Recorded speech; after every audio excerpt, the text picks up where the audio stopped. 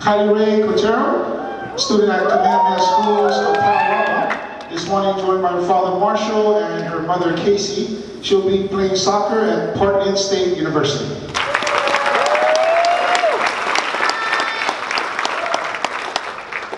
Okay, so we're going to have our student speaker, and then we're going to start signing your documents. So I'd like to introduce our keynote speaker this morning. It's Kailee Quartero. Where are you, Kailee? Come, walk your way up. Kailee! I call her Kai, but Kailee's a student at Kamehameha Schools of Panama, and she'll be playing soccer at Portland State University.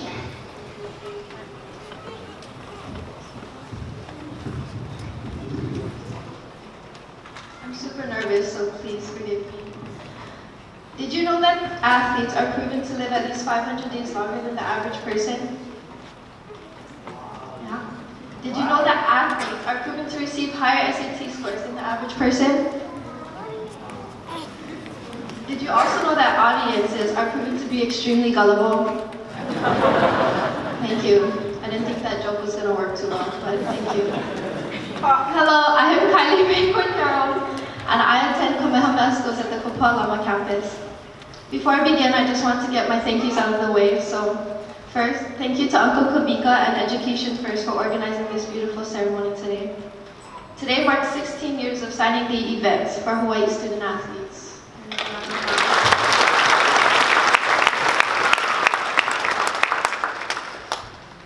Big mahalo to the Hawaii Convention Center managers, Terry Orton, Luis Asato, and Rudy Salcedo for sponsoring and hosting this year's signing day event.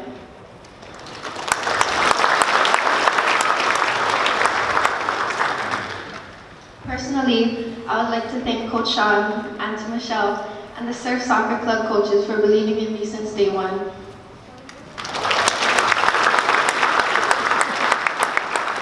Also, I'd like to thank my dad for consistently pushing me and encouraging me, and thank you to my mom for letting him know when he's done enough pushing and encouraging.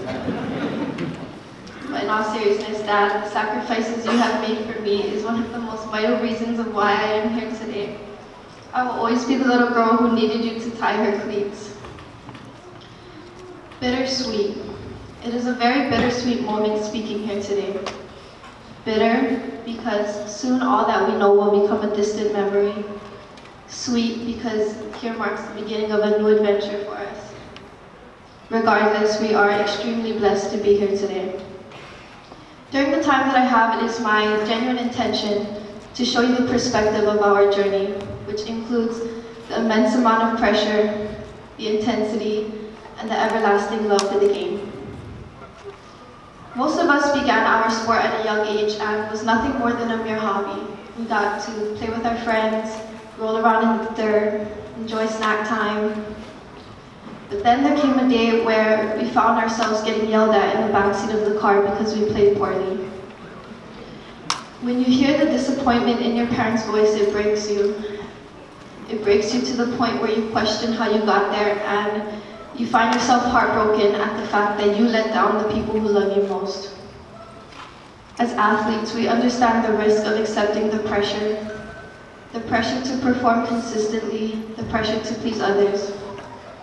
It takes a toll on you, mentally, physically, emotionally.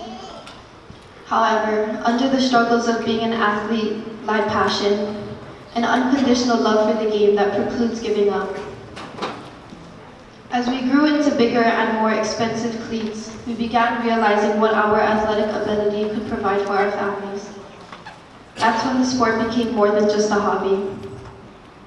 The beginning of our sports career was about falling in love with the game, and from there on out, we let that motivate and remind us that we signed up for this lifestyle and we're not stopping yet. As kids, we fell in love with all components of the game. The travels, the teammates, the tournaments, the wins, and even the losses. We knew that we wanted to take our game to the next level. That's when the little kid in us that fell in love with the game all those years ago became our motivation. That's when the real work came in. No one really understands the countless holidays missed, parties skipped, and family outings sacrificed to be where we are today. It took literal blood, sweat, and the occasional tear. To running until you puke and getting up and running even faster because you know you can.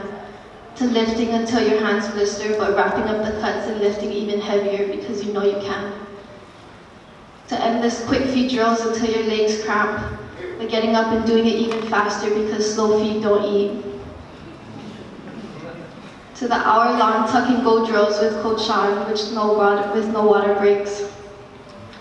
To the hour-long talks with my dad, which includes his famous line, "I'm not gonna drive all the way to the field to watch you beat junk."